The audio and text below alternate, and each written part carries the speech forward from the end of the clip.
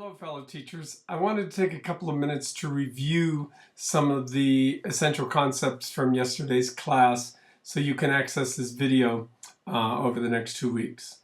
First of all, remember that the work you're doing over the next 2 weeks, there is nothing that's going to be formally submitted.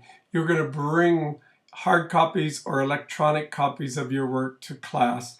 And remember that I said as you begin planning those lessons, those pieces, it would be helpful if you brought a hard copy, but it's not required. So I want to start there. Remember that you have to create, either with your partner or by yourself for assignment 2, a unit learning target and a unit performance goal. And then underneath that, you have a lesson learning target and a lesson performance goal. I just want to reiterate how important it is that you use this text in reading those first 4 chapters, because this is where all of that should start to make sense. It's backwards design. You cannot do a lesson without knowing where you're going in the unit. And as I'm talking about that, I just want to remind you one more time. The unit learning goal is the major goal that the lessons underneath it will support or supply the information students need in order to accomplish that learning for the unit. And we don't want that learning goal to be huge. Like, we don't want the learning goal to be the history of the United States from 1850 to 1996, or I'm sorry, 1896. We don't want things like that. It's broad, but it's still to the point. So like we said, we're not doing the entire Civil War. We may be doing the causes of the Civil War. We're not doing everything related to exponents. It may just be the addition and subtraction of integers involving exponents or whatever it may be. So we still got to keep the learning to the point. The important thing, though, is that unit performance goal. Look at the samples. There is a great deal of information that goes into that. And that information is really centered around what will the students do to demonstrate their learning. And within what they're going to do, there are the conditions of what they're going to do. How much time will they have? What materials will be supplied to them? Where will they be doing this? Are you taking them to the library? Is it in the classroom, in the computer lab? Are they being given choices for how they represent the learning? For instance, if the learning is about Les Miserables and the Cardinal's interaction with Jean Valjean, why do they all have to write essays? Maybe they could represent that by choice in an essay or through a PowerPoint or through a poem. You get the idea. So make sure that what they're going to do is focused on the learning and the learning only. Also in there, you have to tell me and everyone how it's going to be transformative. How is this work they're doing directly related to their lives? That has to be in there. It's a major, major piece of the work. And also, as you look at the samples, you'll see that they should be telling you what you expect the students to score. So for example, you don't have to create a rubric for this right now, but you could say, I expect all students to be advanced on the rubric. Set your expectations high so we all work together to accomplish those goals. So the unit performance goal is an extended discussion of what they're going to do. Then you think of one lesson underneath that unit that will be necessary in order for students to understand the unit learning.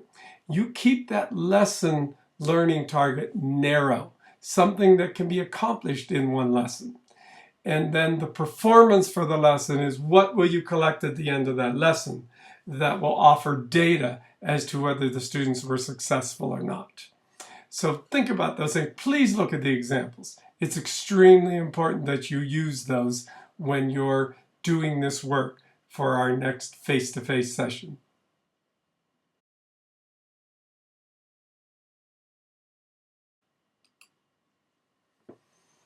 Next, I would like to remind you about the readings for the jigsaw we are going to do in class when I see you in the next face-to-face class. So you numbered off 1, 2, 3, and 4.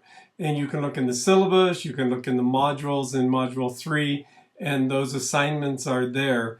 But some of you have to read Chapter 7 in Wiggins and McTighe.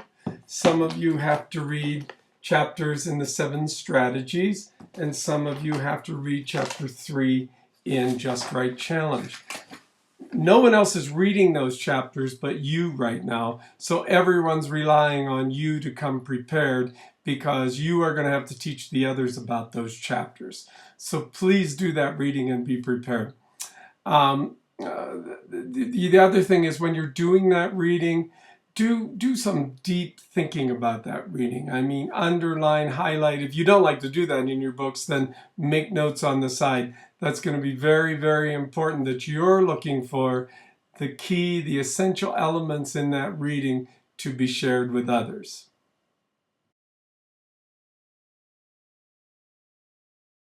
I want to offer some clarification on the one-pager that is required for this work as well. You'll see it in the Session 3 on the syllabus. That one-pager is for you to think deeply about, how is this work that we're doing with lesson planning, that you're organizing and putting together? Why is that work culturally responsive? How is that work directly related to any of the readings or concepts from Course 1 and Course 2, 40-20, 40-10, 40-20, 50-10, 50-20. I really need you to think about this, record that information, and again, bring it to class.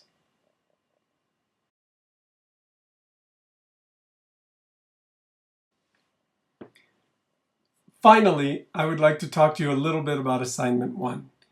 First of all, in Module 4 or Session 4 on Canvas, the very first thing in Session 4 is an example of a video that was handed in for Assignment 1. There are some sound issues in the transference onto Canvas, but you'll certainly get the idea of what could happen as you create a video. Please watch the entire video. Note that they are reviewing and uncovering the information that we focused on in their class at that time, up until the video was due. You will notice in the video that they're actually highlighting many different intelligences. I'll allow you to think about that. But you get the idea. You have to, and it's on the rubric, you have to review in your video those learnings that occurred prior to this assignment. I think it gives you some idea. You are free to go in whatever direction you want to produce that. For instance, if you don't, that's not your style, what you see here, you can create a video if you're in an artistic group, videoing the artwork that you produced and with voiceover. I mean, there are many, many options here.